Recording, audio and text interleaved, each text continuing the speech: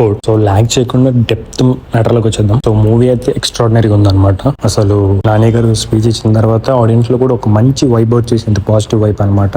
Movie మీద ఖచ్చితంగా ఏదో కంటెంట్ ఉంటుంది, కంటెంట్ ఉంటే తప్ప నాని గారు ప్రొడ్యూస్ చేయరు. అండ్ అలాంటి కంటెంట్ ఫిల్మ్స్ అన్ని కూడా ప్రొడ్యూస్ చేసుకుంటూ వచ్చారు. దిస్ వాజ్ ద బెస్ట్ అనమాట. అంటే టాప్ ప్లేస్ లో ఉంటుంది. ఆయన ప్రొడ్యూస్ చేసిన ఇప్పటి వరకు ఫిల్మ్స్ అన్నిటిలో ఇది టాప్ 1 లో ఉంటుంది అంటే డౌట్ లేదనమాట. ఎక్స్ట్రాడినరీ స్క్రీన్ ప్లే అనమాట. డైరెక్టర్ గారు రామ్ గారు టుక్ ఎవ్రీథింగ్ వాస్ పర్ఫెక్ట్లీ వర్కౌట్ అయింది. కో డ్రామా తీయడం అనేది that is not in small thing. చాలా నాలెడ్జ్ ఉండాలి అట్ల మీద. ఎక్స్ట్రాడినరీగా డిజైన్ చేసుకుని ప్రెజెంటేషన్ అయితే ఉందన్నమాట.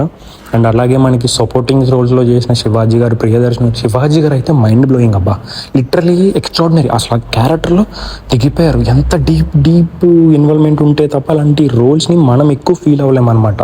ఇంకా సింపుల్ చెప్పాలంటే మీకు ఉప్పనేలో విజయ్ సేతుపతి గారి క్యారెక్టర్ ఎంత ఇంపాక్ట్ క్రియేట్ చేసిందో దానికంటే డబల్ త్రిబుల్ ఉంటుంది అనమాట. ఎక్స్ట్రాడినరీగా ఉంది. అండ్ ఒక ఇన్సిడెంట్ ని బేస్ చేసుకుని దాని లాజిక్ కింద మార్చుకుని కోర్టు మధ్యలో జరిగే కన్వర్జేషన్ ఉంటుంది.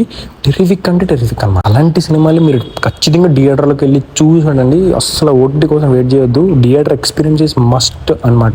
Definitely this film is going to be ఈ మంత్ వరకు చూసుకుంటే ఈ మంత్ అంతా మాట్లాడుకోవాలి మూవీ గురించి. అంత ఇంపాక్ట్ క్రియేట్ చేసాం. చిన్న ఫిలిమ్స్ ఏంటంటే చాలా తక్కువ రీచ్ వచ్చిన తర్వాత ఆడియన్స్ ఎక్కువ పుష్ చేస్తుంటారు. కానీ ఈ ఫిలిం కి ముందు నుంచి పాజిటివ్ వైబ్ క్రియేట్ అవ్వడం, ప్రీమియర్స్ తోటి మంచి వైబ్ వచ్చింది అనమాట. Absolutely brilliant and writing, screen play writing అనమాట టెరిఫిక్ ఉంటుంది. Must watch in theatres.